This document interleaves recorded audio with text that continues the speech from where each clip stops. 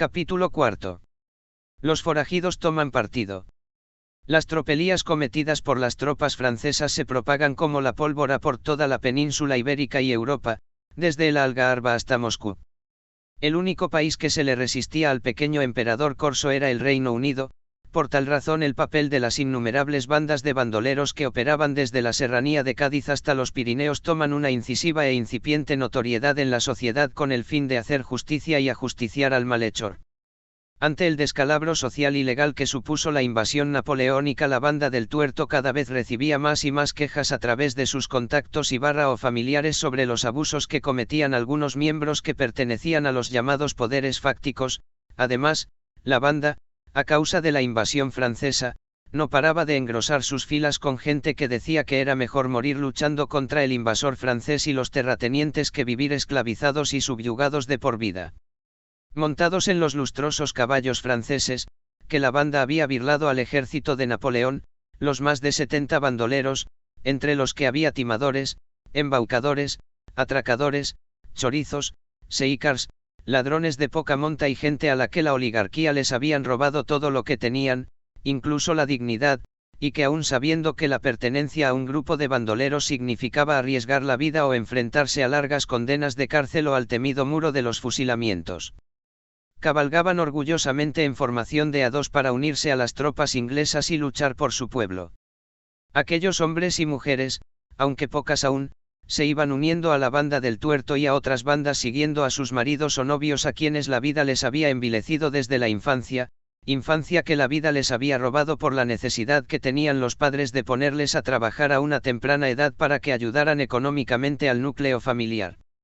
Todos ellos, hombres y mujeres al igual, se habían forjado animismos, convirtiéndose en gente tosca y dura como la piedra de la cantera, y a lomos de aquellos corceles mostraban los rasgos inequívocos del bandolero, hombre bronceado, pendenciero, chulo y arrogante, luciendo unas patillas anchas que cubrían las mejillas, con la faca colocada a un lado de la faja y el trabuco al otro lado, y ellas, duras como el acero, no se intimidaban ante nada ni ante nadie, y cuando era necesario tampoco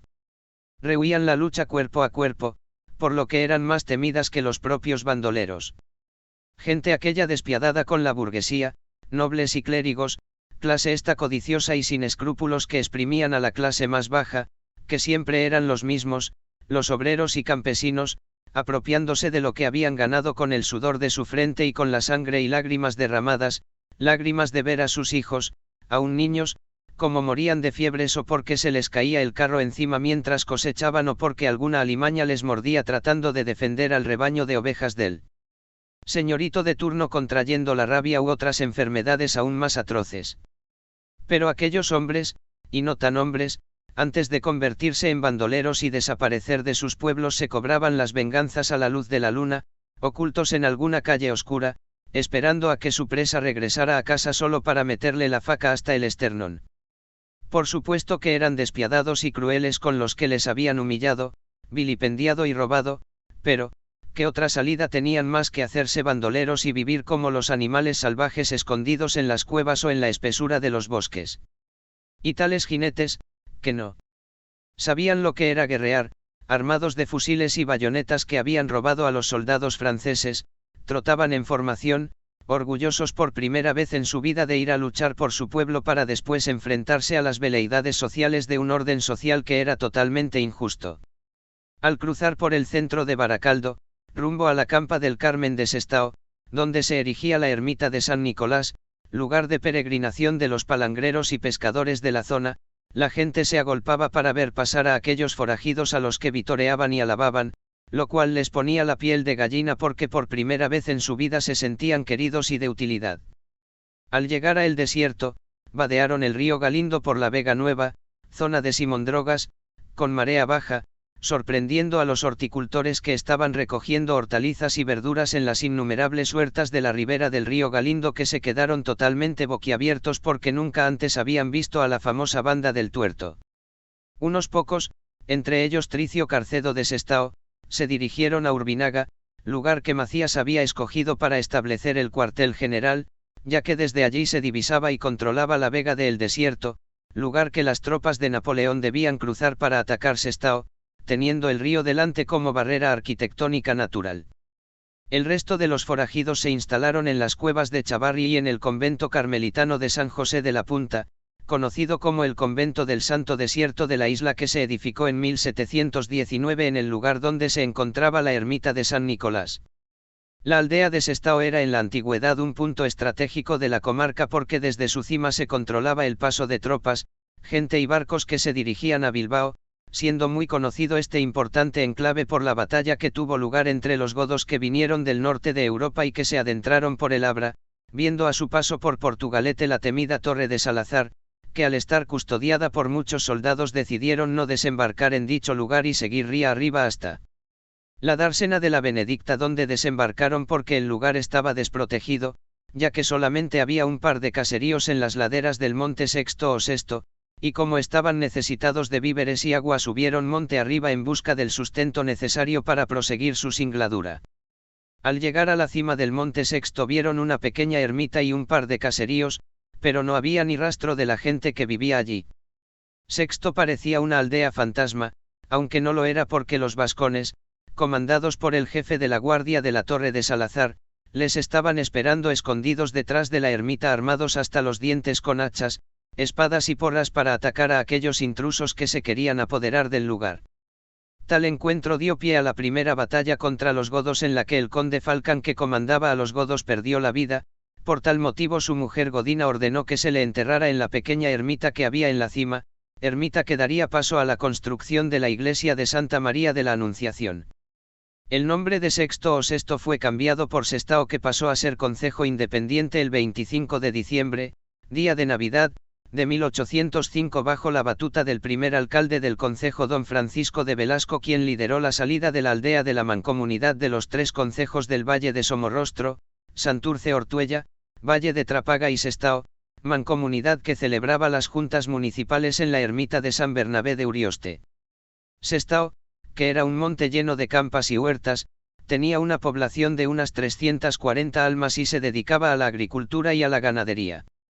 En aquel entonces albergaba unos 70 caseríos: Helguera, Castaños, Chavarrieta, Villate, De Roca, Santa Rosa, Torronteji y Quindos, y otros muchos que servían de fortificación cuando Sestao era atacado, construidos con la piedra que los canteros sacaban de una pequeña cantera sita en Ia Vega Nueva. Sus edificios más notables eran Ia Iglesia de Santa María, Ia Convento de la Punta y Ia Joya de Ia Corona, Ia Casa Torre, que fue diseñada y edificada por mandato de Juan López de Sayazar, que casó con María de Sexto, viuda rica de Ia Idea. Esta maravilla de Ia arquitectura sería reformada en el siglo XVI, añadiendo Ia 4 torreones góticos. Lamentablemente fue destruida en 1931. En el año que nos ocupa y preocupa, 1808, las riendas de Sestao estaban en manos de nuevo alcaide Pedro de Bellasco, hermano de anterior regidor, quien, con ayuda de Macías y ios hombres de Bellington, intentaba organizar la defensa de Ia pequeña idea contra el ejército de Napoleón. Ni que decir tiene que tanto el alcaide como Ia gente de Sestao no escatimaron en gastos y esfuerzos por lo que respecta a la manutención de todos los miembros de la resistencia que habían acudido a Sestao a luchar contra Napoleón, sacando de ios graneros toda la harina de borona que tenían para dar de comer, yendo hasta Urbinaga todos a ios días que las tropas de Macías estuvieron acampadas en Sestao cargados de patatas, hortalizas, verduras y corderos, ya que eran conscientes de que el regreso de las tropas napoleónicas suponía volver a estar subyugados a un tirano aún peor que hacíase dirigente de aquel entonces.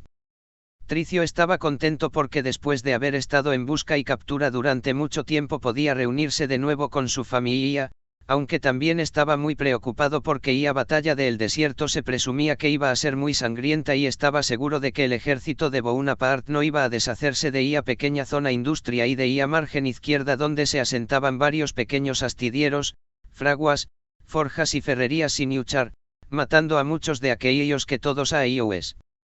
días cruzaban Ia ría o cabalgaban o andaban hasta Ia campa de la Punta desde todos a ios rincones de Ia geografía de Vizcaya armados con guadañas, hoces, martidios, hachas, cuchillos y garrotes para unirse a Ia causa y luchar contra el invasor. En unos pocos días ia población de Sestao se duplico.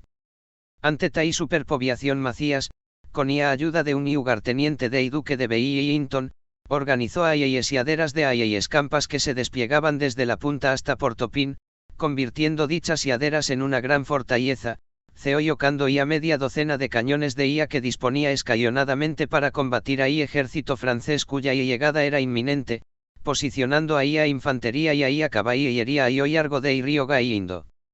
Además, Macías estaba preocupado por baja mora y de gente, por tal razón pidió a chistuiaris de margen izquierda que se unieran a causa tocando chistu y tambor y por es mañanas y atardecer para que gente no se viniera abajo y así mantener mora y aita. Su llamamiento fue un éxito ya que más de 30 chistuiaris, que no paraban de tocar, acudieron a Sestao. Ahí anochecer, esos 4 días de caima tensa que duró espera, a pequeña idea estaba iluminada por 4 costados por las muchas hogueras que la resistencia vasca encendía para cocinar comida de día siguiente en espucheras caseras fabricadas con remaches.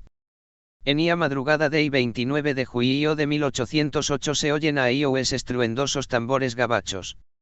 Redobie es tan fuerte y ensordecedor que todo el mundo piensa que vienen más de 2000 soldados y que aquella batalla va a ser una auténtica carnicería. Todos que están a cubierto en trincheras de margen izquierda del río Gaindo se santiguan y encomiendan sus aimas Señor y a Virgen. Se comienzan a divisar primeros soldados de infantería que empiezan a posicionarse a lo largo y ancho de la explanada del desierto para atacar. Los tambores dejan de sonar y infantería y caballería toman posiciones delante de y trecho puente de madera de la punta, fuera del alcance de los cañones de la resistencia vasca. La poca artillería gala se queda en retaguardia. Los soldados vascos no dan crédito a que ven, haciéndose un gran silencio porque delante de ellos no hay más de 150 soldados. Macías pide a su corneta, uno de Zorroza que había desertado del ejército, que toque genera y que permanezcan en posición porque piensa que es una estratagema para que salgan a combatir a campo abierto. No se fía, cree que detrás de abundante vegetación hay más soldados escondidos. En ese momento de incertidumbre, alguien que haya llegado en un bote desde Luchana sube hasta el puesto de mando situado en Portopín gritando: vengo en nombre de José Luis Pauer Echevarri y quiero hablar con el comandante al mando de este puesto para informarle de que solamente viene una compañía porque el conde de Merlín, Christophe Antoine, capitán general, y el general Villate están preparando algo gordo. Luis cree que quieren hacerse con Bilbao por lo que le ordena que no entre en combate si no es necesario y que reserve a todos sus hombres para la batalla de Bilbao y que deje aquí una guarnición para proteger y asegurar la zona. Macías entonces decide enviar un par de saibas de cañón a soldados franceses que no llegan a alcanzar y es porque están fuera de tiro, ordenando a sus soldados que se hagan ver y oír gritando con el fin de intimidar a tropas francesas cuyo comandante, viendo que no puede hacerse con Sestao, da orden de retirada, siendo consciente de que no se trata solamente de luchar contra soldados bien armados que tiene delante sino contra gente de Baracaido y de otros pueblos limítrofes que han venido a apoyar y a luchar con la resistencia vasca. En ese momento el griterío es impresionante, oyéndose irrincies por todos los puntos cardinales. Por tal razón, el día de San Pedro se tomaría como el patrón de la aldea para que aquella batalla sin víctimas, corta pero intensa, fuera recordada generación tras generación. A partir de la batalla de Sestao el concejo crecería como espuma porque producción de sabies y armas se dispara debido a guerras napoleónicas, necesitando industria de margen izquierda más mano de obra, dando paso esta bonanza económica a construcción de casas en Vega Nueva, Simondrogas, y Urbinaga, asentándose varios talleres y pequeños núcleos industria en Vega Vieja, Gaindo, y en Isia, zona de fábrica de ACB, y Nava y Punta, ostentando Sestao. En aquellos años en zona de casco y iglesia de Santa María, una escuela, y casa Torre de Sesto, una casa hospital, y ermita de San Pedro, una bodega taberna y taberna de casco, en zona de Beurco, zona donde confluyen a ríos Bahía y Onti y Gaindo, donde está actualmente instalada depuradora, había una casa, una taberna y una barca que cruzaba gente de un lado a otro del río, en zona de Punta estaba casa Venta, y abarca pasaje y convento dei Santo Desierto, en Gai indosoiamente había una casa taberna apodada La Casilla y en las demás zonas, Marconzaga, Cueto, Portopín, Urbinaga, Aceta, Hondojeda y Junca IES, había algunos caseríos dispersos.